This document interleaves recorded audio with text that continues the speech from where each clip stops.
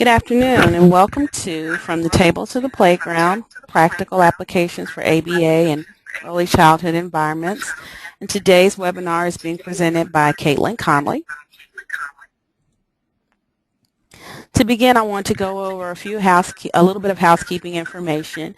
If you have a question or a comment today watching the live webinar, please point to the question box in the upper right-hand corner of your screen. There's an arrow. You can click on that and you can type your question in the question box at any point in time during the presentation. And Caitlin will be answering any questions that you have at the end of the presentation today. If you're watching this webinar at a later date, the recorded version, you can send an email to myself and I'll have my email address at the end of this webinar if you have any questions.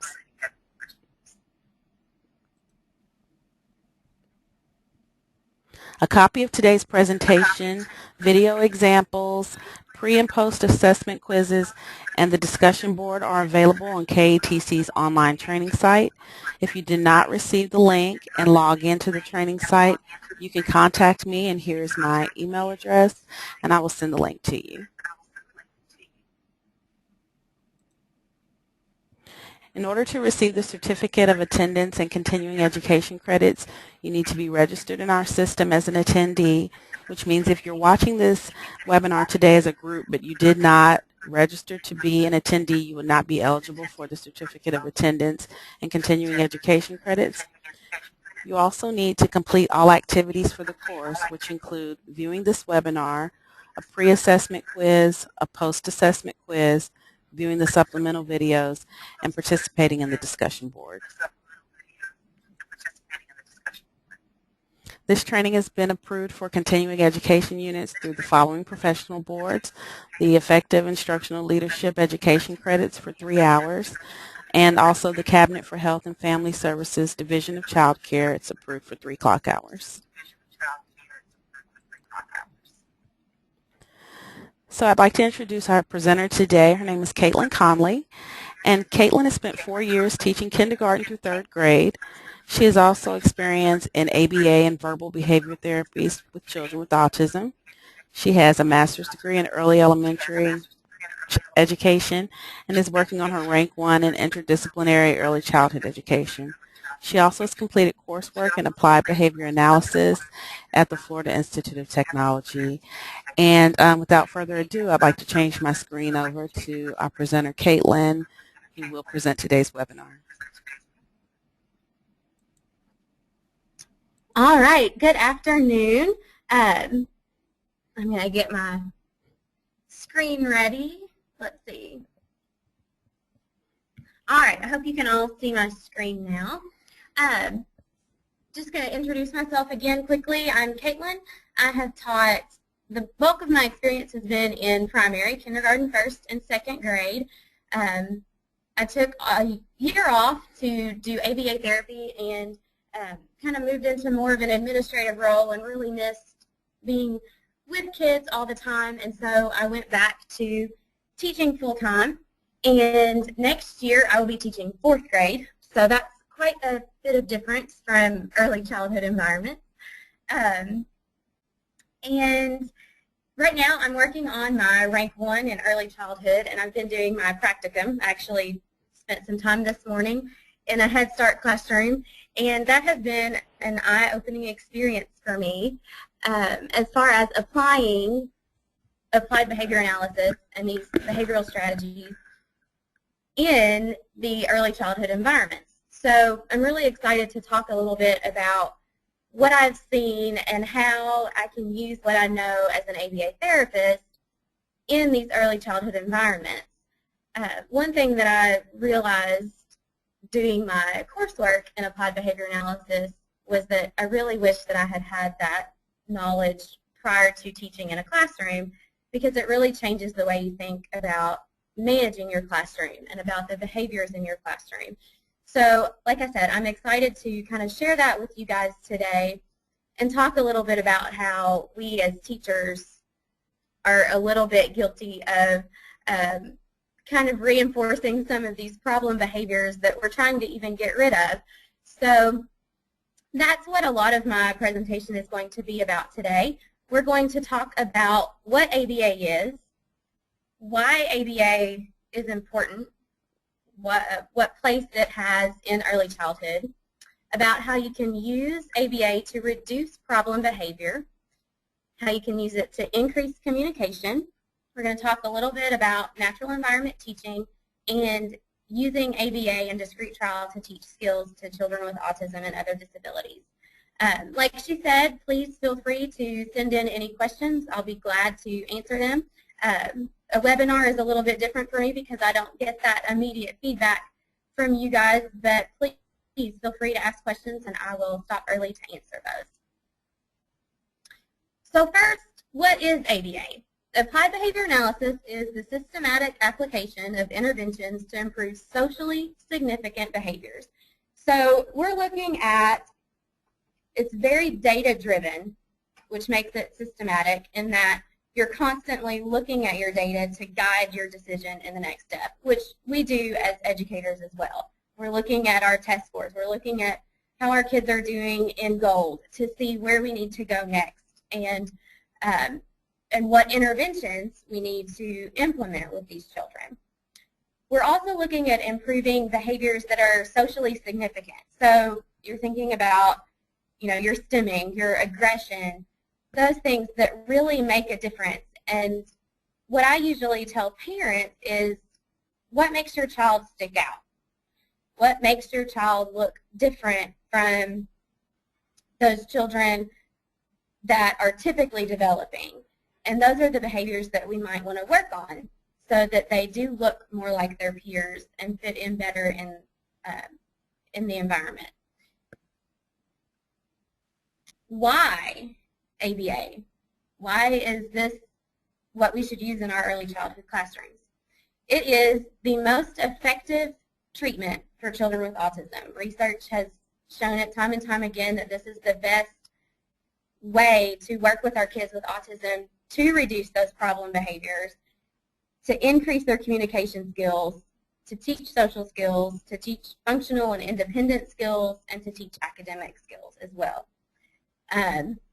I've used a lot of other interventions with children, and those applied behavior analysis principles work better almost every single time. I'm able to get better results, faster results when I'm using these principles. The first thing I want to talk about is decreasing problem behavior. And the one thing that I like to tell people is check yourself. What are you reinforcing? I know Dr. Phil always says you teach people how to treat you. And that's even true with these little guys. It's funny, in my first practicum placement, I was in an early childhood, an early Head Start classroom, 0 to 3. And there's this little boy, cute as a button, 3 years old. They're working on transitioning him into the regular Head Start classroom, moving him up to preschool. And he would go every day to eat lunch in the preschool room and come back to the early Head Start room for his nap. And every day he would come in and the teacher would tell him to go wash his hands. And he would start running around the classroom screaming. And she would say, go wash your hands. And he would run around screaming. And finally, she would go and chase after him. And at first, she was chasing after him going, come on, we've got to go wash our hands, we've got to go wash our hands. And then she turned it into this game of, I'm going to catch you and tickle you.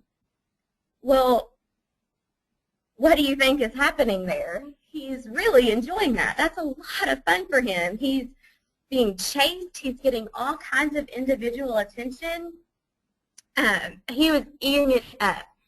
So finally she would catch him, take him to go wash his hands and to go potty, and try to get him on his mat for nap. And the same thing happened again, where he's running around the classroom, pulling toys off the shelves, grabbing things, and again, she turned it into a game. And she would finally get him on his nap mat. He wouldn't want to cover up, so she would tickle him to get the covers on him. And then he didn't want to lay down, so she laid down with him. And then he still didn't want to go to bed, so she tickled him some more, and that didn't work. And so finally, she picked him up and rocked him. And he went to sleep immediately because he just, you know, he wanted some attention, some love, and it works for him. You know, every day it was the same thing. And one day the teacher was busy, and so I laid him down. And I didn't have any problems with him. He went right to his mat, laid down, and after he had gotten to sleep, the teacher said, "Oh my goodness, can you come every day and nap and lay him down for me, please? I don't know how you did that." And I was thinking to myself, and of course I didn't say it, I kind of bit my tongue, but I thought, you know, I'm not the nap whisperer. I'm not some kind of brilliant, amazing person. He just doesn't have that history with me. I have never reinforced that kind of behavior, and so it doesn't work. And he knows that it's not going to work because I've never allowed it to work. And when he started it, I didn't go for it, so he laid down on his mat. And I know that that's a really tough thing for us because it works sometimes to kind of divert their attention and turn things into games. But some kids will take that way too far. And you end up spending so much time, wasting time, dealing with these behaviors that really kind of you may have created yourself. And like I said, it is hard because you've got 20 kids in your classroom and you're trying to do what works. But sometimes you do have to check yourself and think, what, you know, am I allowing this to happen? Why is this happening? And a lot of the time, it is because you're letting it happen. I know that I have one kid in my class last year, and last year I taught 3rd grade, and every time we started to do math, he would ask to go to the bathroom. And the first couple of times I let him because I hadn't quite figured it out yet. And then by the time I wised up, he was so good at just asking me to go to the bathroom, and I would let him go so that he would get out of his math work. So we all do it, and with all age ranges we do it in our classroom.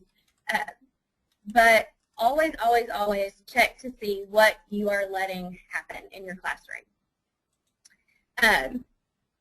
I had this video clip, and I'm not sure, she said that it wouldn't play very well on our webinar today, but I don't know if any of you are Big Bang Theory fans. I think it's a pretty hilarious show. But in this particular clip, it's about 6 minutes long, Sheldon uses chocolates to shape Penny's behavior and to make her do things that he wants her to do. And that's what we need to do as teachers. Always reinforce those positives. So when you see one of your kids, maybe one who is always they're always getting all of their toys out and spreading the toys all over the classroom. If you see them picking up toys, really reinforce them. Say, "Oh, that's a great job. I love the way that you're cleaning up your toys." Or offer them some kind of chocolate or maybe their favorite toy or maybe some computer time. Always reinforce the positives. And then also kind of flipping that around, the other side of that is when you stop reinforcing something. So, for example, that child that I was talking about earlier with his running around the classroom before nap. If that teacher suddenly decided to stop reinforcing that, to stop allowing him to run around and stop tickling him and stop rocking him, what would happen is he's going to get kind of angry because that's always worked for him in the past. And suddenly it's not working. So his behavior might increase for a short amount of time before it goes down. And we call that in ABA an extinction burst. You're putting that on extinction. It means you're stopping it. You're no longer allowing him to run around the classroom and You're no longer tickling him when you put him down for that nap. You're making him go back to his mat, and you're not giving that reinforcement like you used to. He's going to get angry. He's going to have that extinction burst. But then it will level off, and that behavior will decrease, and you will end up much happier, and nap time will be much easier because you're no longer reinforcing that behavior. But definitely check out that video clip. It's a great illustration of using positive reinforcement to get behavior that you want. One thing that we like to do is look at the function of a behavior. So why are they having that behavior? That little boy running around the classroom like that, it was a little bit of attention, and it was probably a lot of escape and avoidance. He did not want that nap. He also wanted some one-on-one attention from the teacher. So you're looking at why are they doing that. And escape, avoidance, attention, automatic, or sensory, and gaining access, those are the functions that we typically see.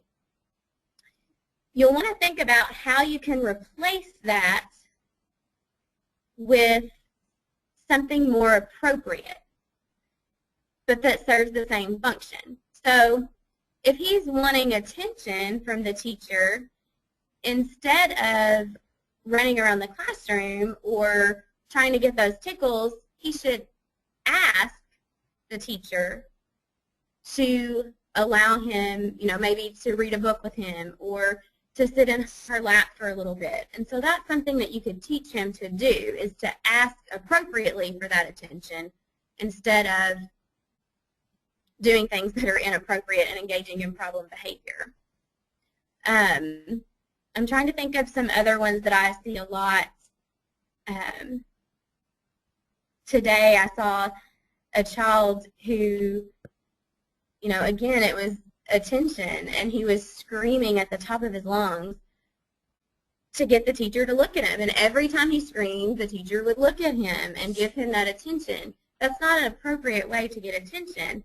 So the teacher should replace that behavior with something more appropriate, like going up to her and asking her to come look at whatever it is he's made with his Legos instead of screaming for her. So that's what we are talking about when we look at functionally equivalent replacement behaviors. Can you guys hear me? I'm getting some kind of message on my screen. I guess you'll let me know if you can't. Like I said, ABA is very data-driven. So you're going to want to keep data on all these interventions that you're implementing. You'll want to keep ABC data, which is your antecedent, behavior, and consequence. So what happened before the behavior, describe the behavior, and then describe what happened afterwards. So what did you do? What did the child end up doing after that behavior? And I usually just keep this on a piece of paper. I might make it, make a little template on the computer. I'm one of those people who whatever works for me might not work for you, so I don't ever try to make people use exactly what I use. But keep a column of A, B, and C, and write out the behaviors that you're seeing from your kids if you're trying to identify maybe the function of the behavior, or if you're trying to figure out when it happens the most. Keep the time. Keep track of that time on there, because if the behaviors are happening maybe right before nap, you could look at doing some things to decrease that. Maybe they're tired. Maybe nap time's not early enough for them. Maybe they're trying to avoid nap. And you can look at those things. You might also want to keep data on frequency. How often is it happening? This would be good for hitting. If you have a child who's throwing a lot of maybe short tantrums, just quick little, I'm going to scream for a second and then I'm done. Biting, I know that happens a lot in early childhood environments. You can also collect duration. That's better for if you have a child who is throwing tantrums that might last 15, 20, 30 minutes. Keep track of what time did it start, what time did it end. And what you'll want is to see those tantrums decreasing in duration, of course. So those are different ways to keep data on your problem behaviors that you have. I'm sorry, I'm trying to make sure that I get through all of this and don't end up leaving anything out, but please keep track of questions if you have any of those, and I'll be happy to answer them. When you increase communication, you're probably going to end up decreasing problem behavior as well. So man training is a big part of ABA, particularly with these little guys, because they are really lacking in communication skills. A mand is a request. So that's what I'm talking about when I say man training or manding, things that they're requesting and asking for. Kids with autism or disabilities, they usually have mands that are really maladaptive. They are engaging in self-injurious behavior. They're throwing tons of tantrums a day. They're hitting kids. They're screaming. They're yelling. This is because that's the only way that they know to communicate with you. They don't have a great communication system the way that you and I do. They don't know the language. They're trying to learn that. So when you teach mands, when you teach them requests, you're usually going to end up decreasing problem behavior by default because suddenly they're able to ask for everything that they want. They don't have to throw those fits. They don't have to engage in that self-injurious behavior anymore. So that man training is one of the really good ways to decrease behaviors that you're getting with kids whose communication systems are not fully functional. I usually compare this to if we go to a foreign country and we don't know the language, we're not going to be able to ask for things, so we're going to have to come up with other ways to get what we want. And you and I, we're pretty with it, and so we could think of other ways to get what we want. But kids with autism, they might only know that when they start to bang their head against the floor, mom comes and gets me. And that's the only way that they know how to get attention, is to bang their head on the floor. So that's why teaching communication skills is so important. Like I said, man training teaches children that talking or signing is valuable, that it gets them what they want. And if you teach them that there's another way to get what they want instead of those maladaptive behaviors, their behavior is going to improve. And it's also going to open up the door to other types of verbal behaviors, such as, other types of communication skills, being able to answer questions, and it's going to help boost those academic skills.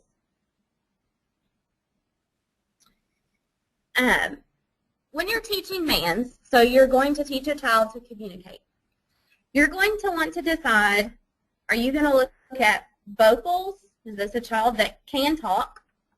Or do you need to do sign language? Is this a kid who maybe can't speak, but they've got the motor skills to sign? And sometimes PECS is an option as well. I have never used PECS before. I've always had success with either vocal or sign. So I don't have a lot of experience in using PECS. But I can tell you that if you've got a child who has those motor skills, you can probably teach them to sign. And sometimes that's easier for some families than having a PECS book and dealing with that. Other families prefer PECS because they feel like more people are able to understand what their child wants by looking at a picture than trying to figure out what their signs look like. It's very individualized, and like I said, I don't like to ever push one thing on a family. It's really important to keep it individualized and what that family thinks they can handle, or what the teacher thinks they can do.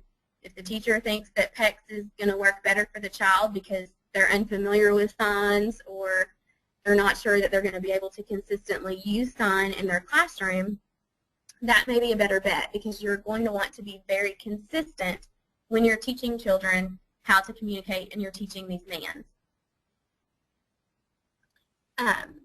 You're going to want to make sure that the child is motivated. You might not want to teach a mand for computer to a 2-year-old who loves to play with balls, because they aren't going to want to ask for a computer ever if they don't like the computer. Just like I'm not ever going to man to go fishing, but I would man to go shopping 20 times a day if I could. So think about what each child is motivated for. And from there, you're going to make up your list of mans that you're going to teach that child. You will want to contrive or set up hundreds of situations a day for the children to ask for whatever it is you're trying to teach them to communicate for. So if you're trying to teach them ball, then you're going to want to give that child tons of opportunities to ask for ball. Because if they don't have those opportunities, then they're never going to learn it. So you have to do it over and over and over and over again in order to get them to where they need to be, in order to get them to man for things independently versus prompted. I also want to add up here, talking kind of about sign language, make sure that when you're choosing signs, choose the most specific one that the child is capable of doing. I know a lot of the time I would get kids when I was doing ABA therapy who they knew the sign more, and that was the only sign they knew, but more got them everything they wanted, so they didn't have to learn anything else. So that's usually the first thing I tell parents is maybe let's not learn the sign for more. Let's learn the sign for goldfish or for cracker or for drink, specific signs, because then they're going to be communicating very specific needs versus general needs. I hope that that makes sense. And like I said, please feel free to ask questions. But teaching the most specific man that you can that's appropriate for the child is going to be better than teaching a really general man, like more. And that might just be a personal pet peeve of mine, but I like for kids to be communicating for very specific things like goldfish or ball or cracker or Cheerios, and not just constantly signing for more, because more could mean anything. So teach specific as possible. You are going to have to prompt mans in the beginning. They're not just going to know how to ask for things or how to sign for things. And then you're going to gradually fade those prompts so that they don't become dependent on your prompt. And kind of keeping time in mind, you're going to want to make sure that the child declares motivation. If they're not motivated to play with that ball or to eat that goldfish at that point in time, then you're not going to be able to teach that man very effectively at that point. So you've got your little 2-year-old, and he loves to play with balls, and he's gone over to your ball area, and you see him eyeing, a basketball. So he's declared that motivation. You've made that connection that he's really wanting to play with that ball. So you're going to go over there, and you might grab the ball so that you have it, and you're kind of in control of it at that point. And if they're a vocal learner, you would say ball. And hopefully he would repeat it back to you and say ball. And if he does that, you're going to give it to him. If he doesn't, then you would say ball again. And if he does say ball back, then you give it to him. If not, you're going to repeat it again. You'll say ball, and if he repeats it, you give it to him. If not, then you might give it to him for a second.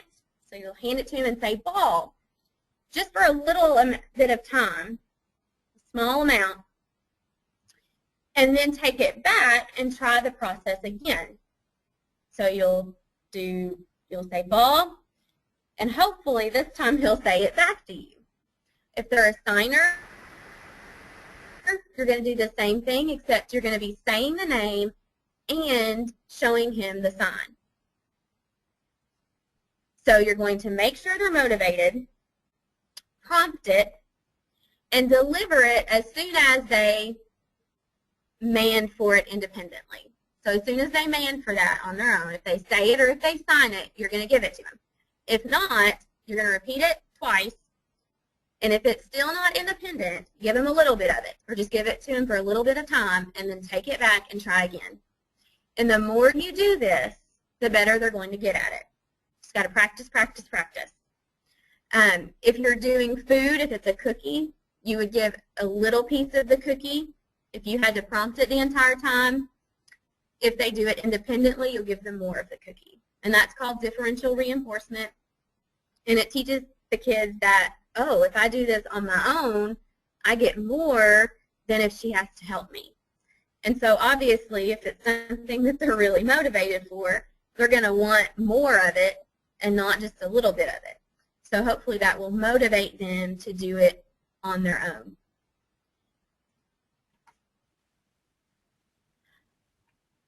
You're going to want to keep data on this too. Always keeping data. You will want to write down the number of mans for a certain amount of time a day. If you're in a classroom, this might be tough. You might have to train one of your assistants to do this with a child for 30 minutes a day. That's what I would suggest you do in your classrooms, is sit down with your assistant, say, we're teaching Johnny how to request a ball. So for 30 minutes today, I want you to work with him on this, and I want you to collect data on how many times you had to prompt it and how many times he did it on his own. Your goal is to have more spontaneous mans than prompted mans, because when they're spontaneous, that's like what we do. Nobody has to prompt me to ask for a Coke.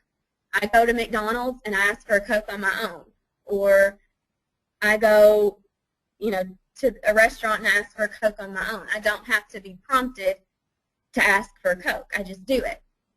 That's what we want these kids to do, to ask for the things that they want on their own. And in the beginning, they're going to man for items, but later on, they might man for information. They might man for attention. They can even man appropriately for escape. That might mean that they're asking to get a break. So manding kind of continues past the point of just an item. So, like I said, I don't like to push data collection or any certain form on anybody.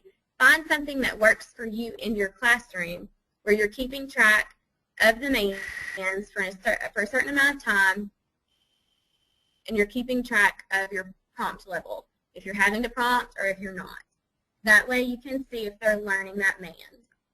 And as they learn more mans, you'll increase the number that you're teaching them. So you might just start with 1 or 2, and then you're going to teach 3 and 4. So just keep going with your man training. And you're always going to teach mans that are important to them, that they're motivated for. Don't try to teach them to man for things that they don't want, because it's not going to work as well. The natural environment is what we do every day as early childhood educators. We're down on the floor, playing with toys, playing in the house center, playing outside, and that's not just play. It's purposeful, and we all know that, and I think you do a lot of these things on here. You just don't necessarily know what they're called. Even when you're teaching in the natural environment, you want to make sure that you're keeping things fresh and mixing things up, and that you're not just teaching the same thing over and over again and doing the same activities over and over again, because the kids get so bored with that. So there are a few different verbal operands that I'm going to talk about today, and kind of give you some examples of how you might use this in your classroom. A motor imitation is just having them do something. With little guys, it might be clapping, do this, and you're showing them how to clap, and you're wanting them to imitate you. This is a great way to start introducing sign language to kids. You're going to pick your sign and start it out with really low-level learners. You're going to have to start doing just motor imitation of that sign, having them do this, do the sign for ball, and then connect that to the word ball. So that's how we use motor imitation in communication training. So you've got your motor imitation, do this. Vocal imitation, of course, is just say blank. So say ball, say chocolate. Tacting is labeling. So that's where you ask a kid, what is this? So if you're playing with Mr. Potato Head and you have Potato Head's glasses and you ask them what they are, they would say glasses back to you. So can they identify and label items? A receptive is a give me. So if you're playing Mr. Potato Head, you might have a bunch of the items laid out on the floor and ask, give me the nose, and see if they can pick out the nose from that array that you've laid out. And then an introverbal, that's like your fill-ins. Like if you were going to sing a song like, I love you, you love me, they would fill in that, or row, row, row your, and they would fill in boat. Also, WH questions like, you know, what flies? A bird.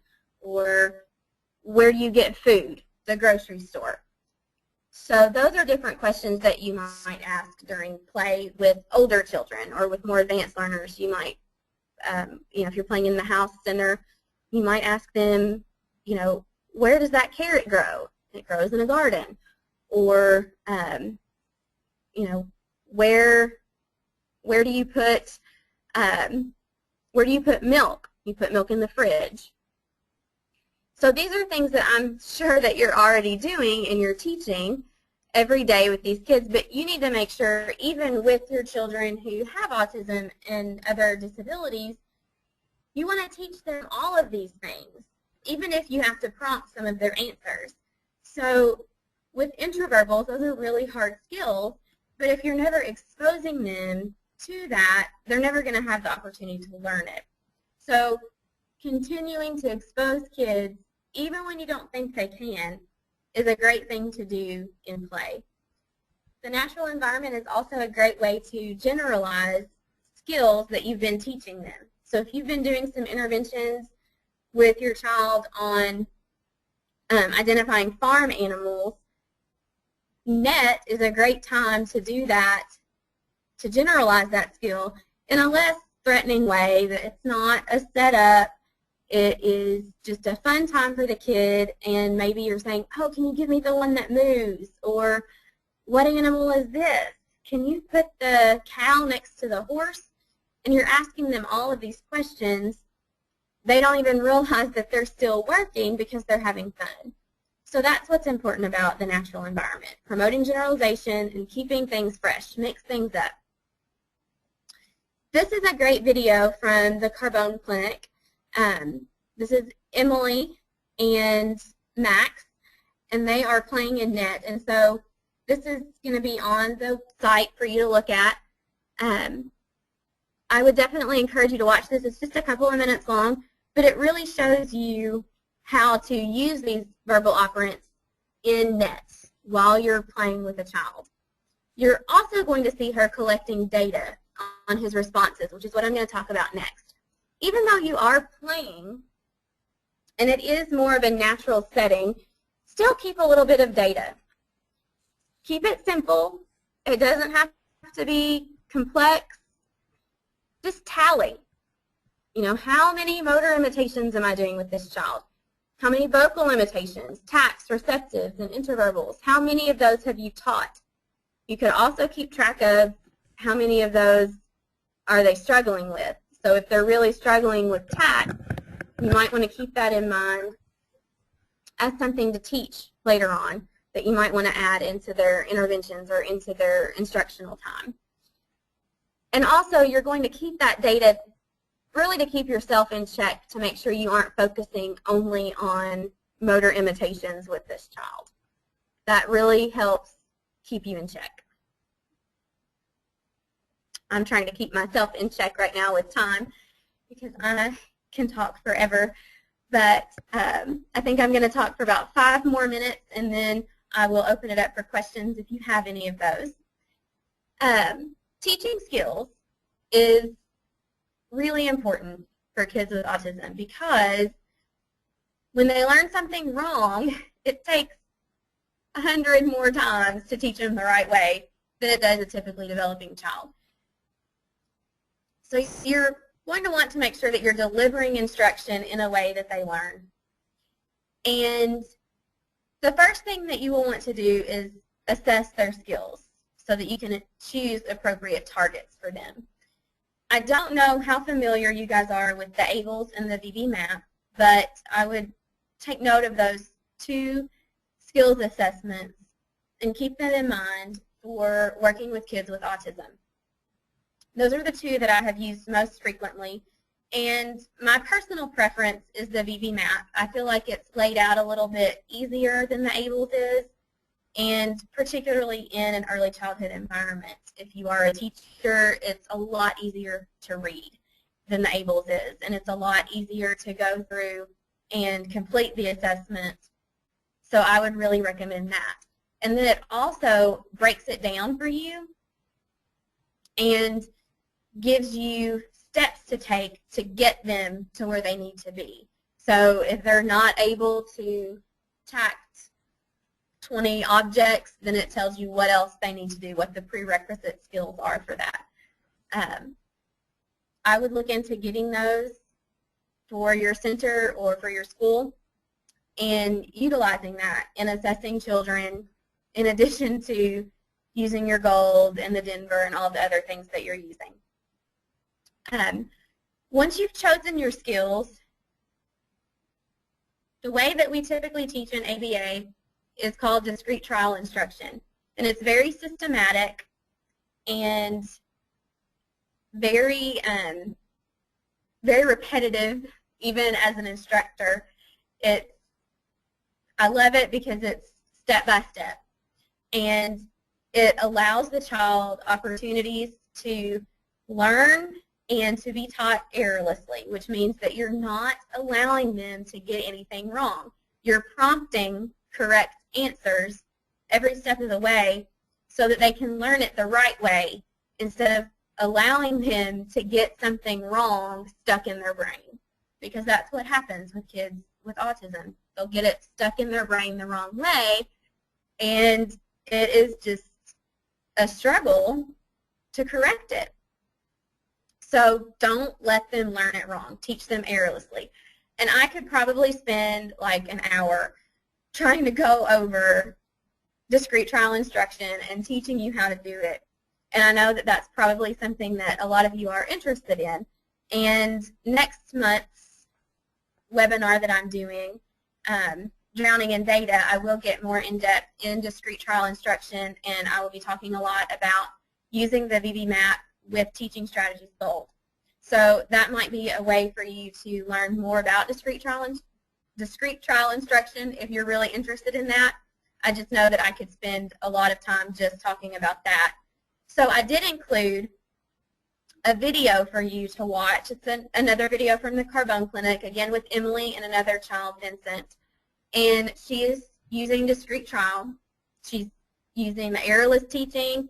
She's using the error correction procedure. So I would watch that. It's not going to teach you everything that you need to do, but it will give you an idea of what discrete trial is and what it looks like.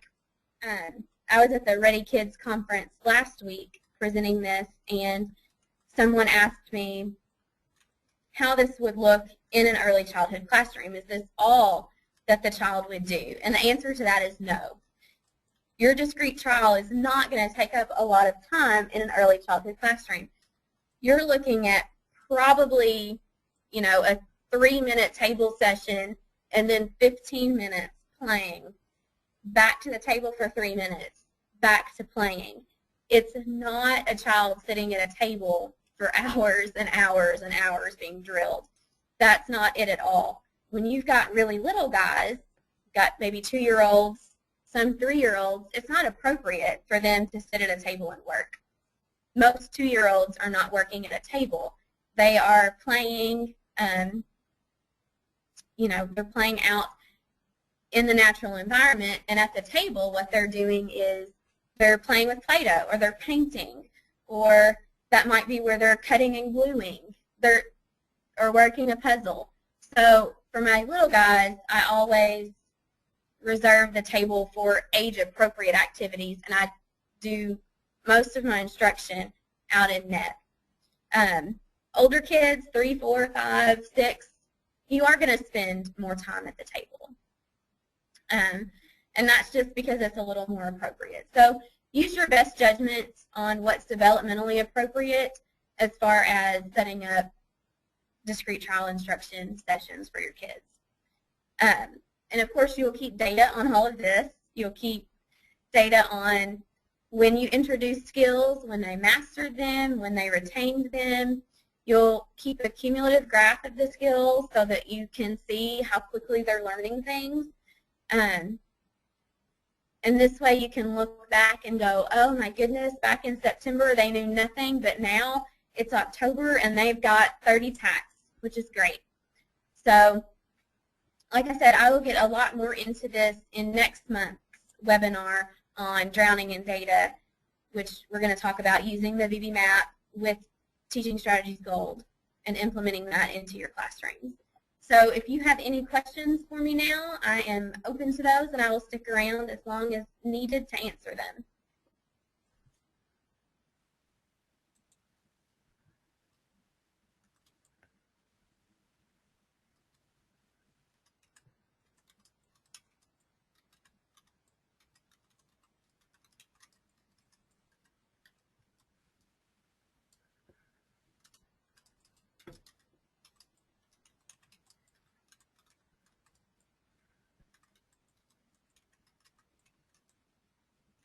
I will put my email address on the Moodle site so that if you think of questions later, or if you're reading through this material, or taking the quizzes and you've got questions, feel free to shoot me an email and ask.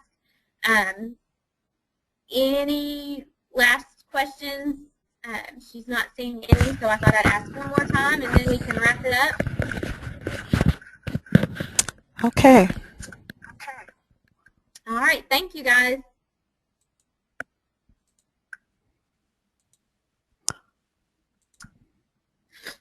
Okay, and that is the conclusion of our webinar for today. Thank you for participating. After viewing today's webinar, please proceed to KTC's online learning site to complete the additional course activities. Here is the link to the online site if you haven't received it already in the email. And remember, you must complete all activities to earn the Certificate of Attendance and Continuing Education credits. Thank you. Goodbye.